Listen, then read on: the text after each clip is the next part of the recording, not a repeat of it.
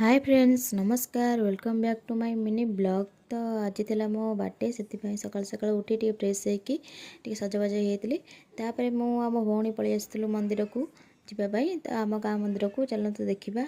तो ये आमर महादेव मंदिर आम गाँव में अच्छी से पलि आसती दर्शन करने तो जापर मुझे पलि आसती महादेव को दर्शन करने।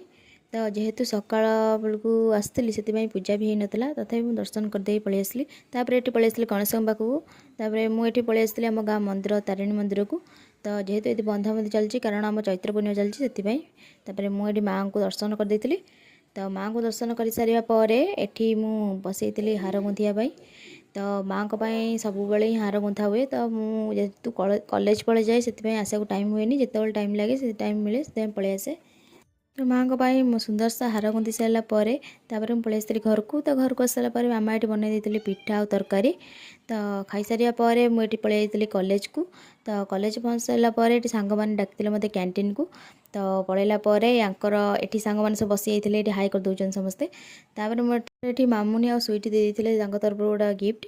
तो गिफ्ट पाई सारापर मुझे गोटे छोटा सा पार्टी रखी। तो किसी ना बास यही मोमो पार्टी। तो देती मोमो सी मत कहते खावाई जेहेतु गरम जोर हो ततला खाद्य मुझे खाईपारे। तो ये मुझे आसली मोप आइसक्रीम तो खाई सारापर घर को पलि आसती। तो घर आसिक गिफ्ट को अनबक्सिंग करने लगिली। तो कौन देते चल देखा। तो जहाँ देते सब सुंदर लगुला मत तो बहुत भल लगे। तो थैंक यू स्वीट एंड मामुनी। तो यहाँ था मो बर्थडे मिनी ब्लॉग। तो वीडियो भल लगे लाइक शेयर सब्सक्राइब। तो रोची हर हर महादेव।